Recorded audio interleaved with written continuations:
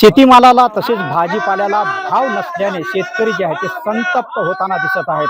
आपण सध्या आहोत नांदेडच्या कोंढा या गावात। आपण पाहू शकतो की टमाट्याला कवडी मोल भाव मिळत असल्याने या शेतकऱ्याने अक्षरशः या टमाट्याचा लाल चिखल केलेला आहे। कोंढा या गावात जवळपास 300 शेतकऱ्यांनी टमाट्याची लागवड केलेली आहे आणि त्या जवळपास 25 एकरवर टमाटे आहेत, परंतु या टमाट्याला कवडी मोल भाव मिळत आहे। फुकटही कोणी टमाटे घ्यायला तयार नसल्याने या शेतकऱ्याने अक्षरशः या टमाट्याचा चिखल केल्याचं पाहायला मिळत आहे। आपल्यासोबत या गावातील शेतकरी आहेत, आपण त्यांच्याशी बातचीत करूयात। काय सांगाल, आपण या टमाट्याचा अक्षरशः चिखल केलेला आहे, नेमक्या काय समस्या आहेत, काय मागण्या आहेत तुमच्या? या टमाट्याला आमच्या फुकट न्या म्हणलं तरी कोणी फुकट न्याय तयार नाही। आज ज्यावेळेस 200 रुपये 250 रुपये किलो टमाट्याचा भाव झाला त्यावेळेस गव्हर्नमेंटने बाहेर देशातून टमाटे आणले आणि या श्रीमंत लोकांना स्वस्तामध्ये मिळावं आणि या शेतकऱ्याची कशी माती व्हावं हे गव्हर्नमेंटचं धोरण आहे। आणि आम्ही या माध्यमातून या टमाट्याचा लाल चिखल करून आम्ही या जुलमी सरकारचा निषेध करीत आहे।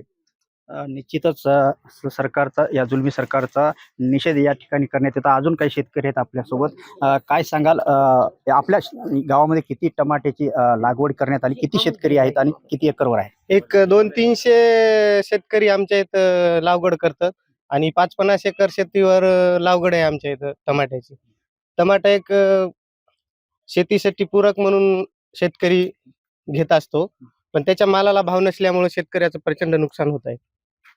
निश्चितच शेतकऱ्याचं कवडीमोल भाव टमाटा विकल्या जातात, त्यामुळे त्यांचं प्रचंड नुकसान होताना दिसत आहे। दुसरे काही शेतकरी आहेत, काय सांगाल, टमाट्याचं असं आपण तुम्ही लाल चिखल केला तर आमच्या गावामध्ये कमीत कमी 200-300 लोकांनी टमाट्याची लागवड केलेली आहे। तर आज आम्ही या टमाट्याला भाव सरकार देत नसल्यामुळं तर आम्ही या टमाट्याचा लाल चिखल केलेला आहे। तरी या माध्यमातून सरकारचा जाहीर निषेध करतो। सरकारला विनंती राहील की या शेतकऱ्याच्या मालाला हमी भाव देणे, टमाटा राहो, सोयाबीन राहो, हळद राहो, पपई राहो, गन्ना राहो, तर या सरकारनं इलेक्शनच्या अगोदर खूप आपल्याला आश्वासन दिले, कर्जमाफी करू, हमी भाव देऊ, सोयाबीनला 6000 भाव देऊ, मात्र या सरकारचा बेपत्ता आहे। आणखी सत्तेवर येऊन फक्त हे गुलामी करायला, बाकी काहीच नाही। या मागच्या महिन्यामध्ये महाराष्ट्राचे कृषी मंत्री माणिकराव कोकाटे यांनी सुद्धा शेतकऱ्याच्या बाबतीमध्ये काहीतरी वक्तव्य केलं की शेतकऱ्यांना प्रश्न विचारला होता, साहेब तुम्ही कर्ज कधी माफ करणार आहात? माणिकराव कोकाटेनं तर असं वक्तव्य केलं की बाबा तुम्ही कर्ज घेऊन काय करता, लेकी बाळीचे साखरपुडे करता आणि लग्न करता, हे असं वक्तव्य माणिकराव कोकाटेला सोबत नाही।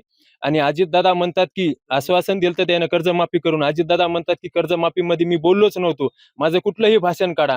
तर तुम्ही सगळं जाहीर करून बी आणि भाषण कुठलंही काढता म्हणजे शेतकऱ्याला तुम्ही येड्यात काढता। आम्ही तुम्हाला सत्तेवर बसवलं, एक हाती सत्ता दिली तुमच्या हातामध्ये, तरी आम्ही शेतकऱ्याकडे तुम्ही बघायला तयार नाही। या बाबतीमध्ये आम्ही सरकारचा जाहीर निषेध करतो। निश्चितच हे शेतकरी आहेत जे सरकार विरोधात अक्षरशः संतप्त होताना दिसत आहेत। शेतीमालाला भाव नाही, भाजीपाल्याला भाव नाही, शेतकऱ्यांच्या शेतीमालाला भाव मिळावा आणि सरकारनं त्यांच्याकडे लक्ष द्यावं अशी मागणी या शेतकऱ्यांनी केलेली आहे। संजय सूर्यवंशी, साम टीव्ही न्यूज, कोंढा, नांदेड।